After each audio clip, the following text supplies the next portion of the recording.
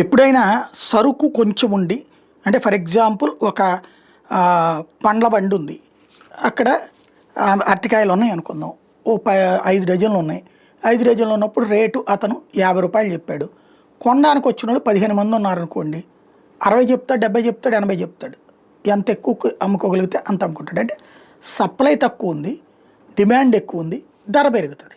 ఇది demand supply సూత్రం యొక్క విధానం.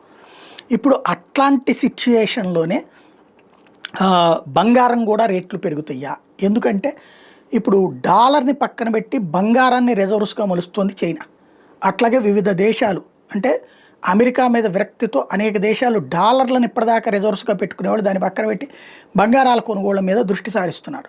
దాంతో ఇంక్లూడింగ్ ఇండియా కూడా Reserve Bank of India gold reserves మీద కాన్సన్ట్రేట్ చేస్తుంది డాలర్ కంటే కూడా. ఇది డాలర్కి దెబ్బ, at the same time gold prices hike. మధ్యతరగతికి అందుబాటులో లేని దశకి ఇప్పటికే చేరుతోంది. రాబోయే రోజుల్లో ఇది ఒక ధనవంతుల స్వర్గం కిందకి మారుతుందా చూడాలి.